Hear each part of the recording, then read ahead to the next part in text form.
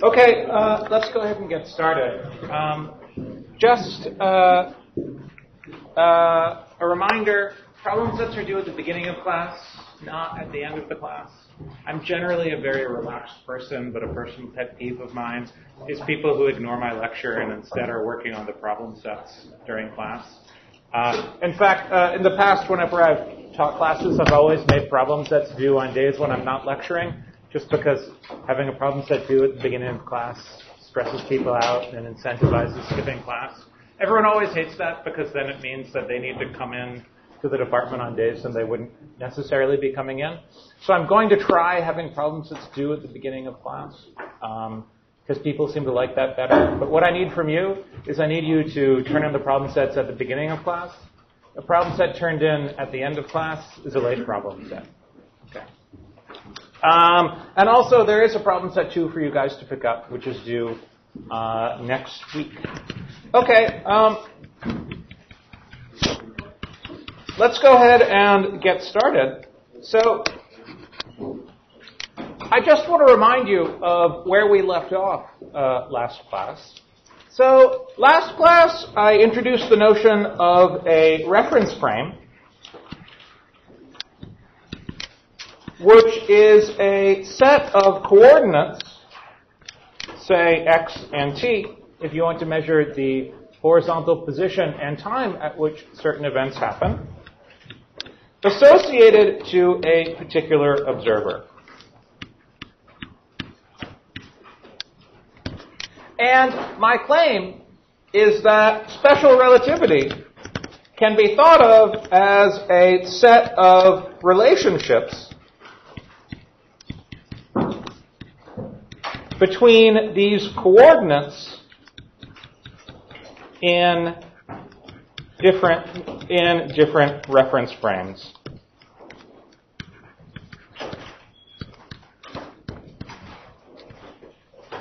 So, for example, if you consider some reference frame S, which is at rest, and you consider a second reference frame, which is moving with velocity v in the x direction, as measured by some other observer, whose coordinate system we will call S rather than S prime, then the content of special relativity is a relationship between the positions and times as measured by the observer S and the positions and times as measured by the observer S prime.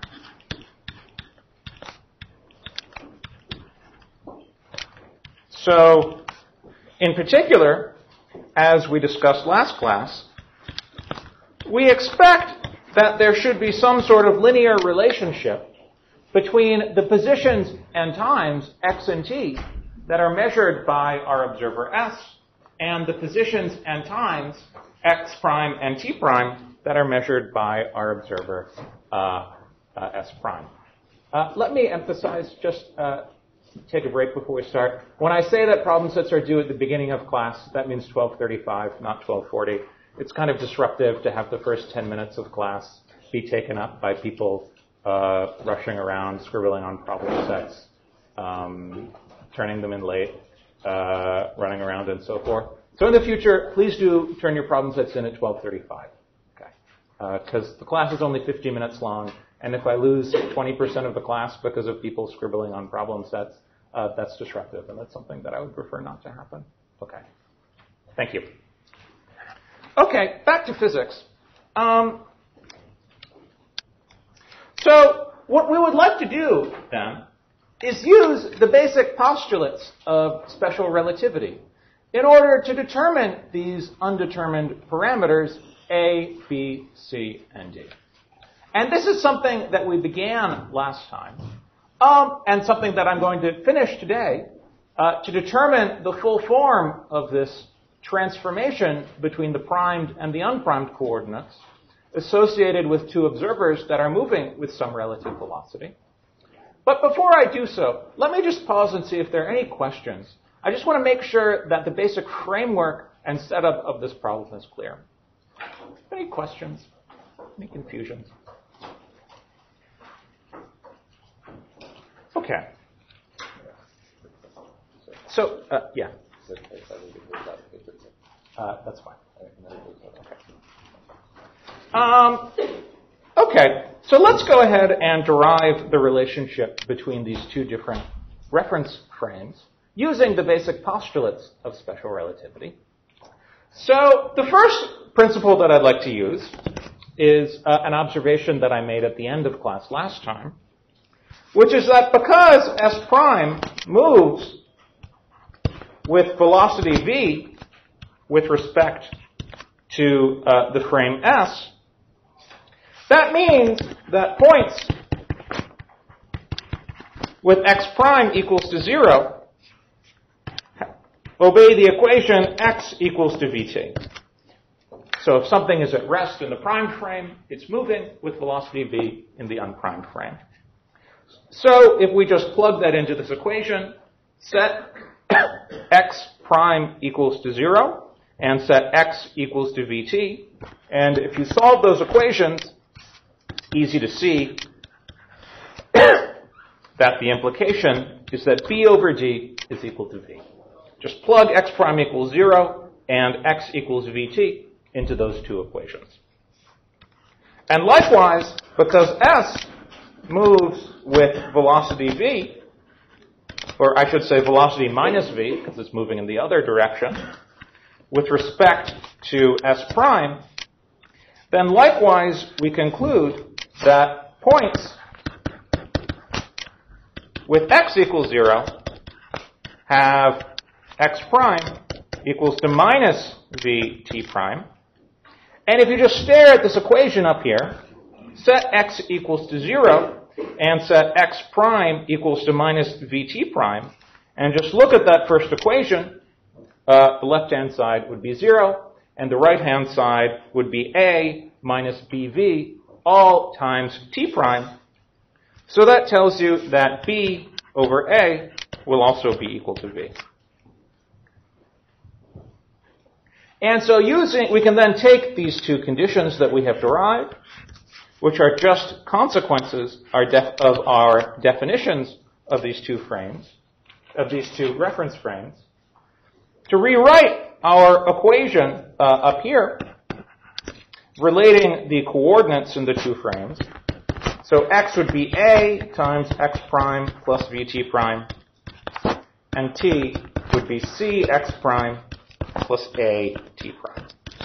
I'm just using those two boxed equations to eliminate b and d as unknowns from our system of equations for x and t in terms of x prime and t prime. Okay. So that was the easy part. Now we get to use our postulates of special relativity in order to determine those two undetermined parameters, a and c. Are there any questions before I continue? This is where we left off last class. So let's stare at this equation for a second. So let's look at the second equation for a minute. So the second equation says that for 2 points with x prime equals to 0, the time coordinates, as measured in the two different frames, are related by a factor of a. Okay. This effect, that time can be different in two different frames, is time dilation.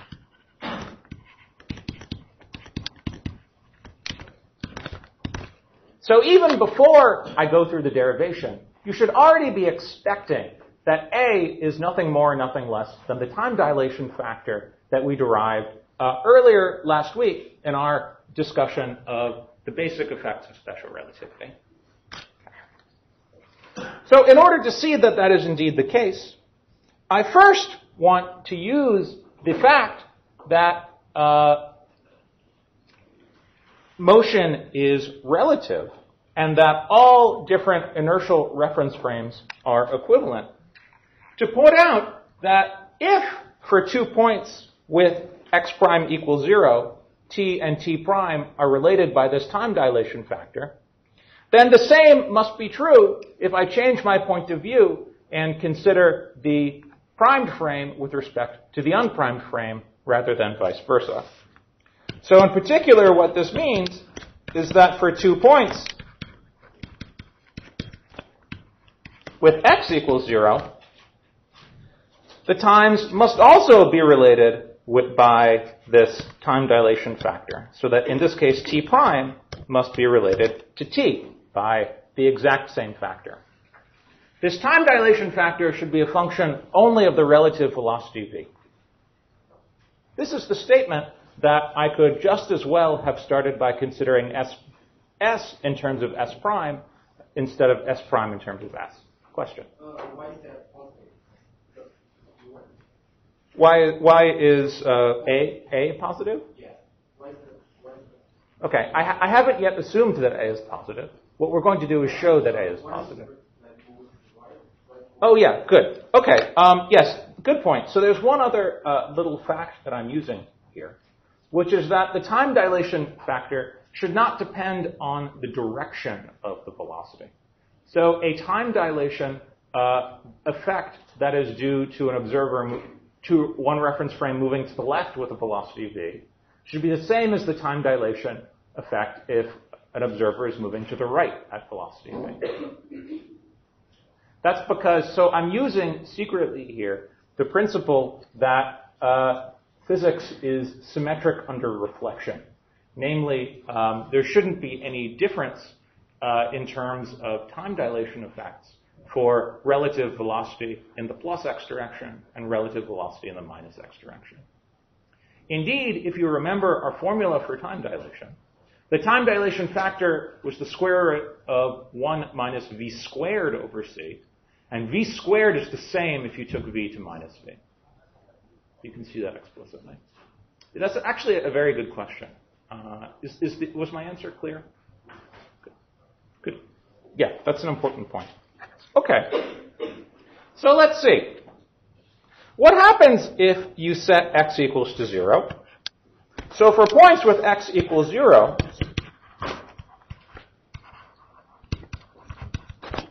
plugging that into the top equation, we see that x prime is equal to minus v t prime. So if we were to plug that into the lower equation, that would mean that t is equal to minus cv plus a times t prime, which, according to this first equation up here,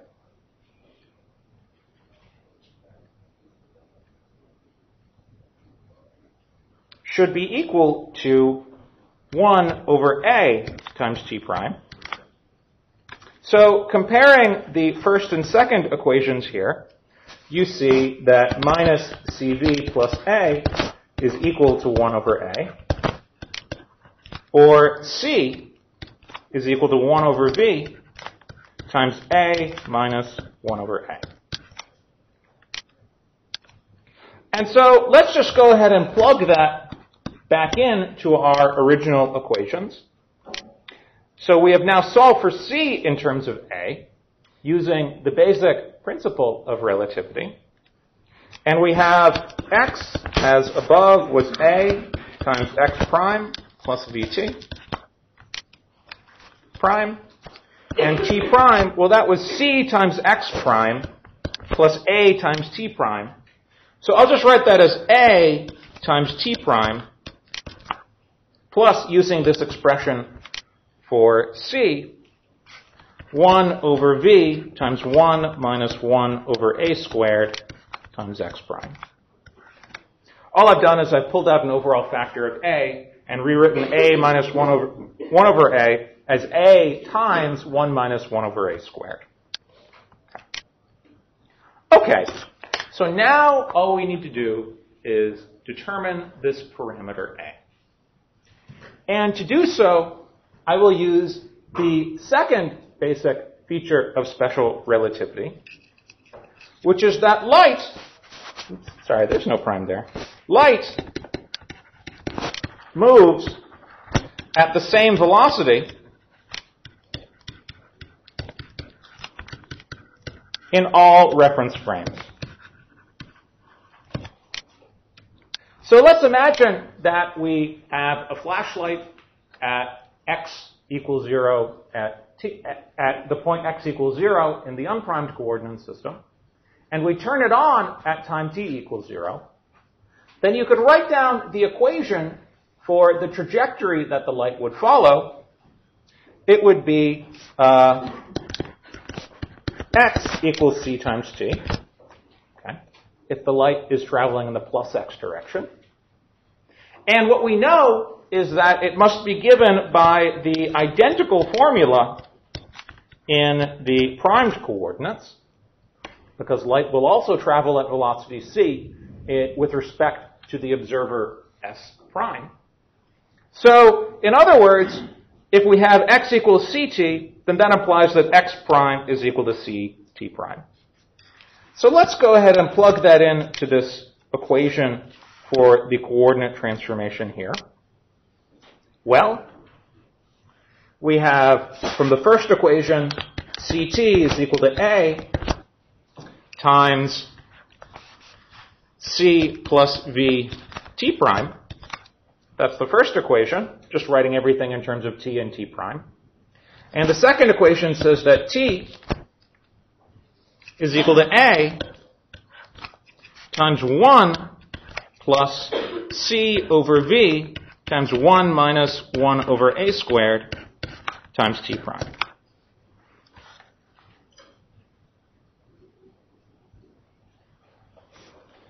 So comparing these two equations, we see that this means that t over t prime, by the first equation, is equal to a times 1 plus v over c, and by the second equation is equal to a times 1 plus c over v times 1 minus 1 over a squared. So setting the second and third of those terms equal to one another, we see that, well, the a's cancel, so we have 1 plus v over c is equal to 1 plus c over v times 1 minus 1 over a squared.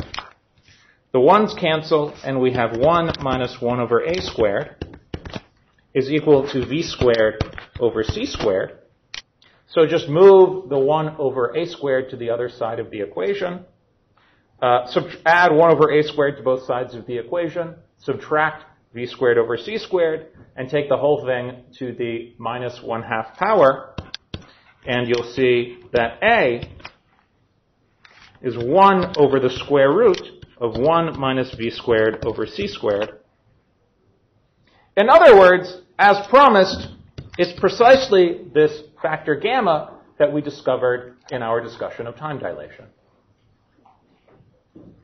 So, to summarize, the relationship between the coordinates as measured by the primed observer and the coordinates as measured by the unprimed observer is completely determined by the velocity, and it's given by the equation that I have written here in the box, which is known as a Lorentz transformation.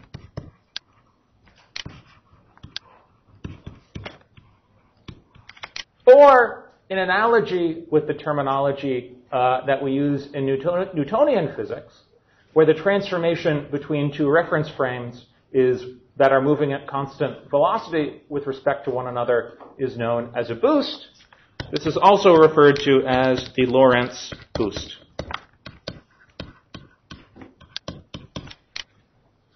Okay. Are there any questions on this derivation? Yes. So this, when you say x equals ct and x prime equals ct prime, are we assuming that there is one light source? Or I'm assuming that there's one light source. So I called it a flashlight in my example. It could be a light bulb, some other light source. And I'm imagining that I want to write down an equation for the trajectory that the beam of light obeys. And remember that I've decided to set the origin of my coordinate system so that an event at x and t equals to 0 is also described by x prime and t prime equals to 0. Okay, one can easily see that from this equation. And so if that event is my flicking on the flashlight, then x equals ct would be the equation obeyed by the pulse of light emitted by the flashlight after I turn it on. Okay. And the statement that if x equals ct, then x prime equals ct prime is the statement that that light will also travel at velocity c in the primed frame. Yes? Since we started with two equations and two unknowns, couldn't we have just solved it mathematically? Okay. But I understand what you're saying, but solved in terms of what? Okay. Because, you mean with starting with, for example, this equation here? Yeah. Okay. Indeed, we have two equations for A and C are the unknowns, and you could start with A. If you regard x and t as the known variables, one could, of course, solve for x prime, for A and C in terms of xt, x prime, and t prime. Okay. But the point here is that we want to solve for A and C in terms of V. Okay. And in order to do so, we need to input a little more physics. In particular, we need to input the postulates of special relativity. I'm not sure. Hopefully I've addressed your question. Are there any other questions? Yes. what if the two systems are not in a vacuum space? So this is on Yes, good. Yeah, okay. So, for example, in air or in water, the speed of light varies slightly. Is that the question that you're asking? Okay. The speed of light in vacuum is slightly different from the speed of light going through some sort of medium. Of course, remember the basic idea of relativity is that it comes from the fact that, according to Maxwell's equations, there is no medium of which light rays are excitations. So once you introduce a medium like water through which light is propagating, then suddenly you've introduced a absolute rest frame.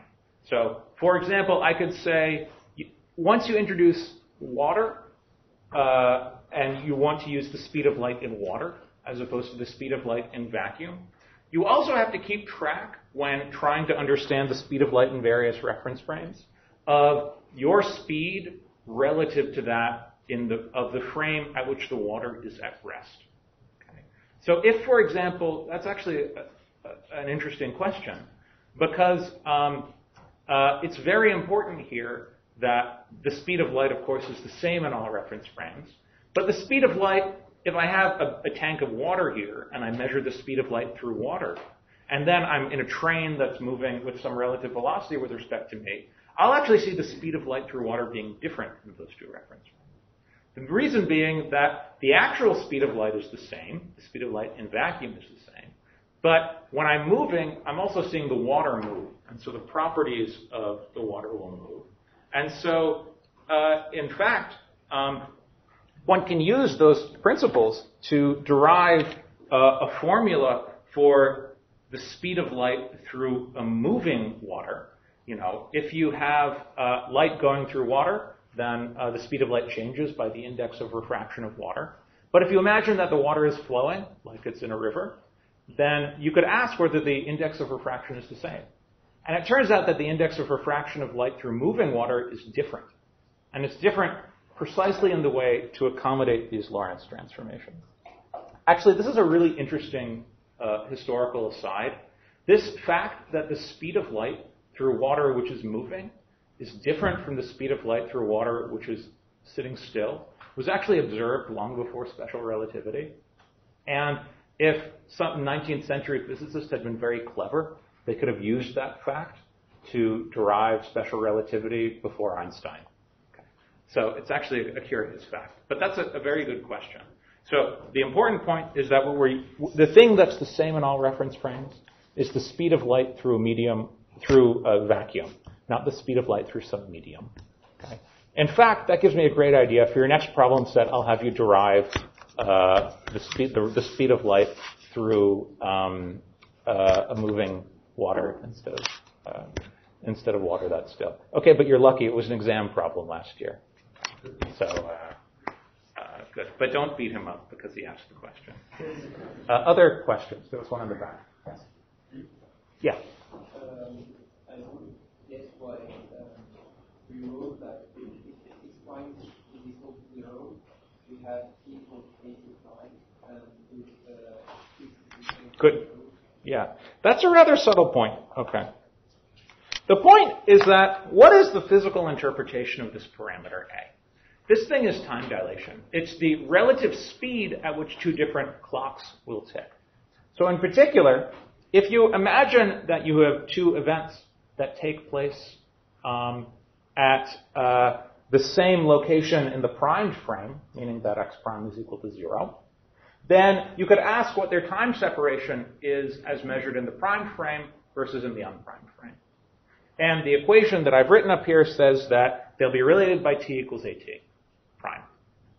But conversely, you could also ask the question of what would happen if you have 2 points which are happening at the same location in the unprimed frame. And what you could ask, what would their time separation be as measured in the two frames? And you know that the answer must be consistent with the principle of relativity, namely that it doesn't matter whether you're starting in the S frame and talking about things in the primed frame, or starting in the primed frame and talking about things in the unprimed frame. So what I'm really doing here when I write down this equation is I'm saying we could have gone through and redone this derivation completely, except replacing what I call primed with unprimed, and V with minus V. And you would need to get the same answer. It's a clever little trick. Good question. It's an important point. Other questions? Okay. So let me just make one or two more comments. So here I've written the Lorentz transformation as a relationship between xt and x prime t prime. But of course, only relative positions matter.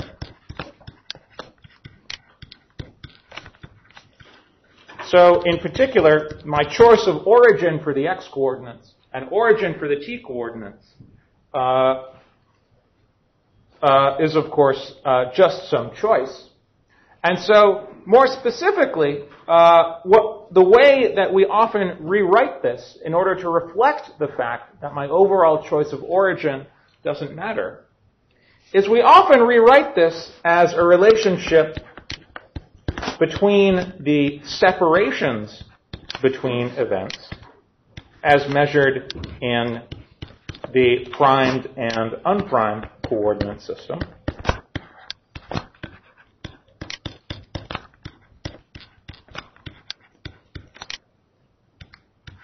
So in particular, how should I say this? If the observer S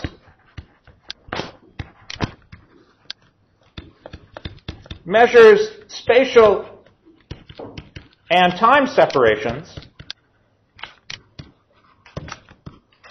between two events as delta x and delta t, then the observer S prime will measure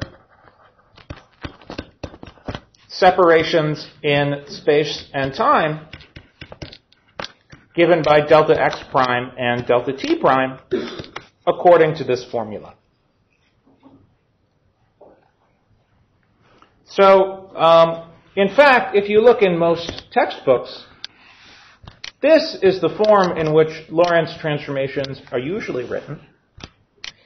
just to reiterate, if you have two events, say one which happens at x1, t1 in the unprimed reference frame, and one which happens at x2, t2 in the unprimed reference frame, then the spatial separation between those two events, delta x, is x2 minus x1, and the time separation is t2 minus t1.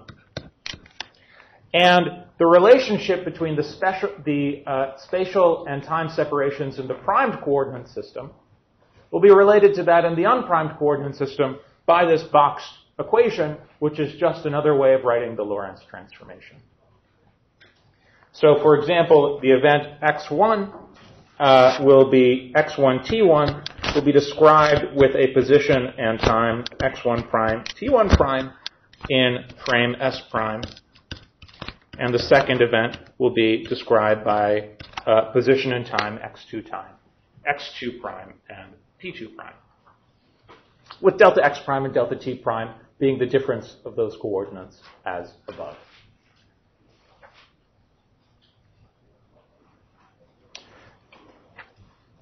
And this really is the basic statement of the Lorentz transformation.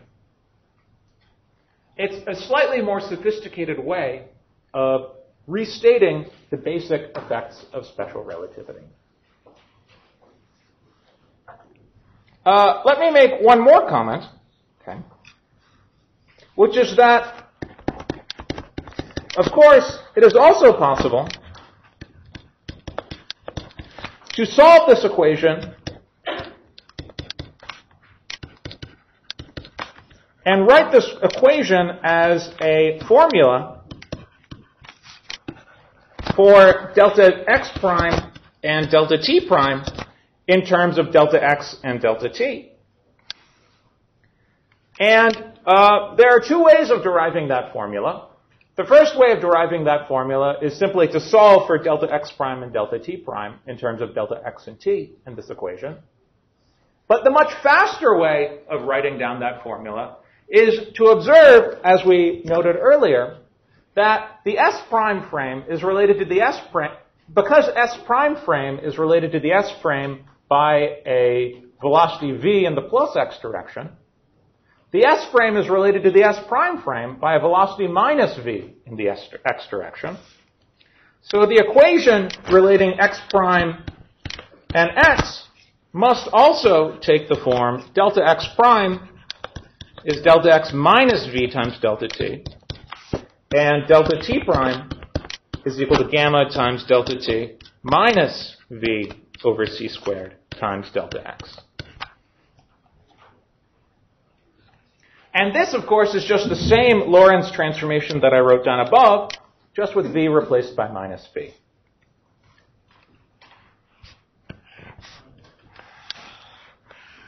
And so, as an exercise, I want you to check that if we plug, so let's call this equation 2,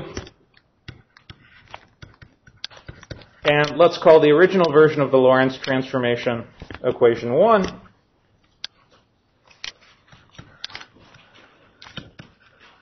We get delta x is equal to delta x, and delta t is equal to delta t. Yes, question.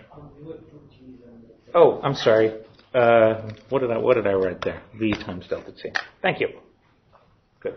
Yes. Could you consider x a position vector without making any changes? Good question. So far I'm writing down the Lorentz transformation just in terms of x and t, where I only consider the position in one direction, and I consider motion in that direction.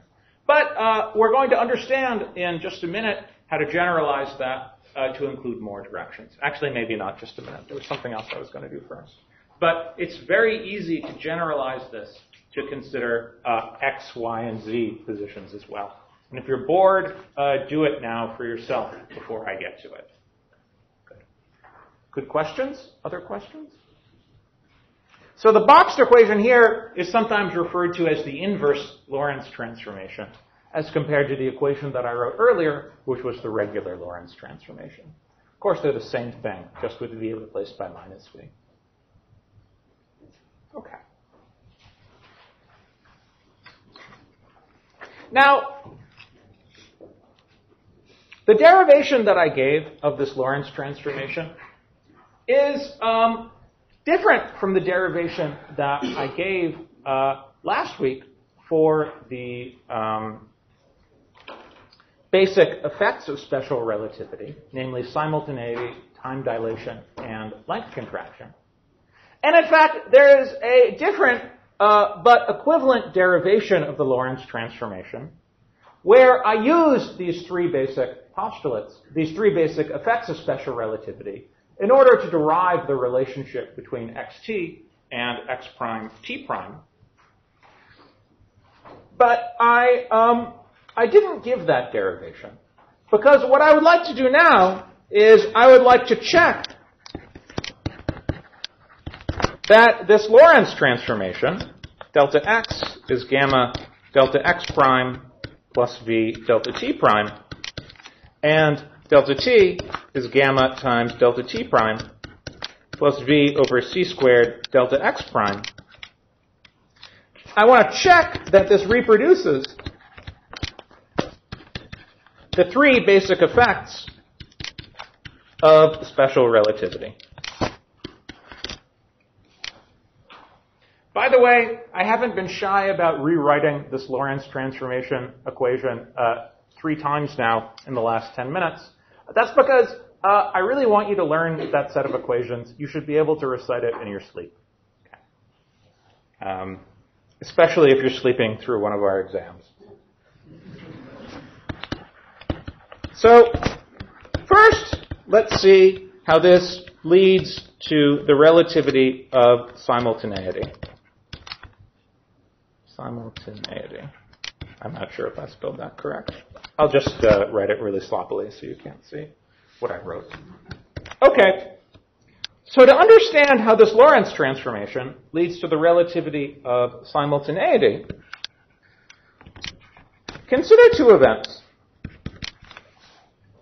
which are simultaneous in the unprimed frame, so that their time separation is 0, but which take place at different points, so that delta x is non-zero. Then, according to the second equation in this list of Lorentz transformations, their time separation from the point of view of an observer who is moving with some velocity v with respect to the unprimed observer, well, that is going to be gamma v over c squared times delta x. So here I'm actually using, I suppose, this version of the Lorentz transformation where I'm setting delta t equals to 0 and writing delta t prime in terms of delta x. So there's a minus sign. But the important point is that this is non-zero. And in particular, this can be positive or negative depending on the signs of v and delta x. So, for example, if you take two events that happen at the same time but different location with respect to me at rest in this classroom, and then if you move with velocity v in the plus x direction, you will see one of those events happening before the other, whereas if you move with velocity v in the minus x direction, you'll see those events happening in the opposite order. The sign of delta t prime, the time difference as you would measure it, will flip. Okay. Let's understand how to use this to derive time dilation.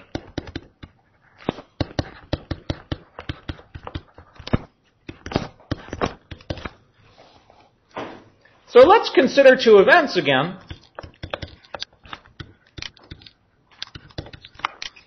which happen at the same location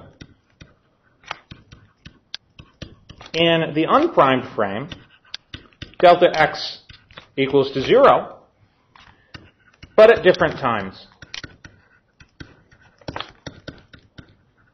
So that delta t is non-zero.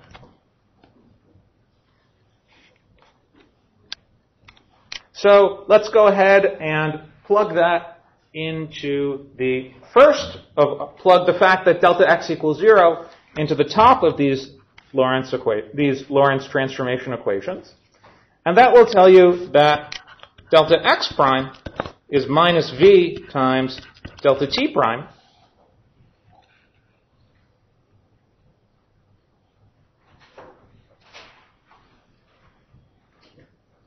So that delta t, using the second of the Lorentz transformation rules, this one right here,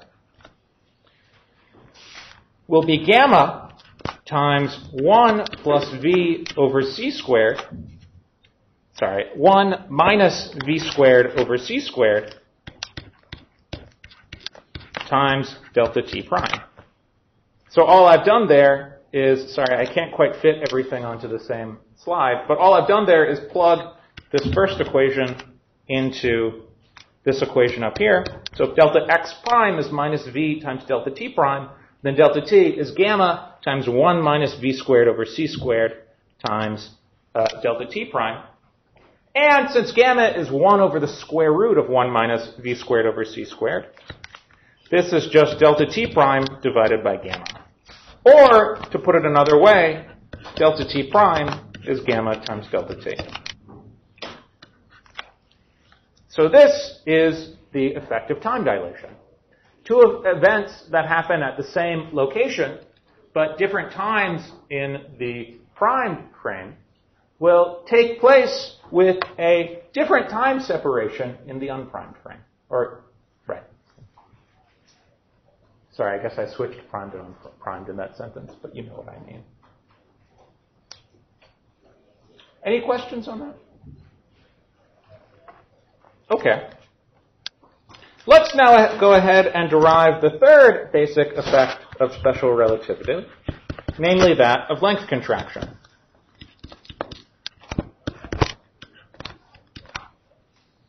So, in particular, consider an object of length L in the unprimed frame.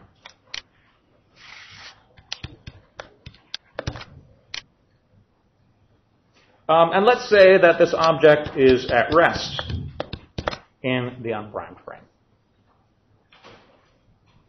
Then that means that one endpoint of the object could be at, say, x equals 0 for all time t, and the other is at x equals L for all time t.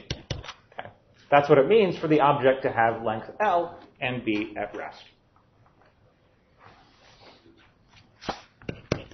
So, to measure the object's length in S prime, we must compute the spatial separation delta x prime between the two endpoints.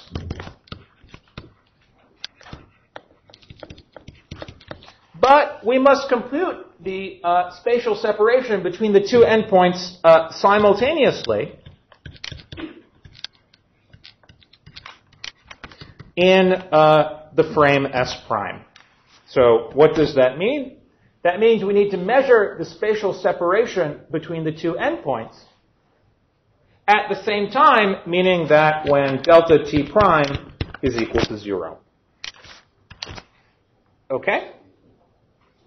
So if delta t prime is equal to 0, let's just go up and look at our Lorentz transformations. So look at that equation right there. If delta t prime is equal to 0, then that means that delta t is v over c squared times delta x. So delta t is v over c squared times delta x. That was just the second of the inverse Lorentz transformations. So that delta x prime, now using the first of those inverse Lorentz transformations here, so delta x prime is gamma times delta x minus v times delta t. Or, plugging in our formula for delta t, it's gamma times 1 minus v squared over c squared times delta x, which of course is the length L. And this, because gamma is 1 over the square root of 1 minus v squared over c squared, is L divided by gamma, which of course is bigger than L, is less than L.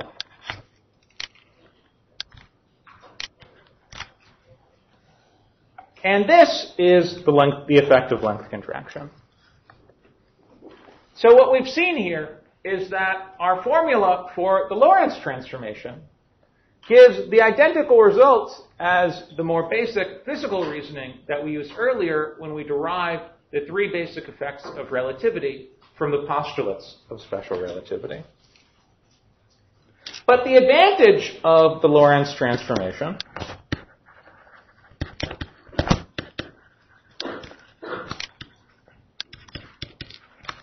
is that it can be used to derive other more interesting and more exotic effects in special relativity. So, for example, next class I will use it to derive what is known as velocity addition. So in that effect, we ask the question, if I have an object that is moving in velocity v in my frame, then at what velocity does it appear to be moving in your frame if you're moving with some other velocity, let's call it v prime, with respect to me? We can also use it to derive what is known as the Doppler effect,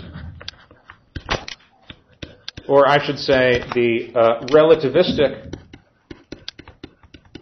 version of the Doppler effect, where we ask the question, if there is a source which emits light with some frequency when it is at rest, and that source is moving with respect to me, then what is the frequency of the light that I will receive? And it turns out that the frequency is not the same as the frequency as emitted in the rest frame of the object, but in fact it is shifted by some amount. And then there are a variety of other effects in special relativity. Essentially, everything that you would ever want to derive in special relativity can be derived from the Lorentz transformation laws that I wrote down for you this class. So maybe I should stop here and see if there are any questions. The derivation of the Lorentz transformation is a bit tricky. I actually have given a different derivation than that which is in the textbook. So you could take a look in the textbook by Morin, and in that textbook what he does is give a transformation based on the basic effects, length contraction, dilation, and so on. I like giving different derivations because that way, if you don't like one, you can use the other, and vice versa. All right, if there are no questions, I will see you on Friday. Don't forget to pick up the problem set due next week if you haven't already.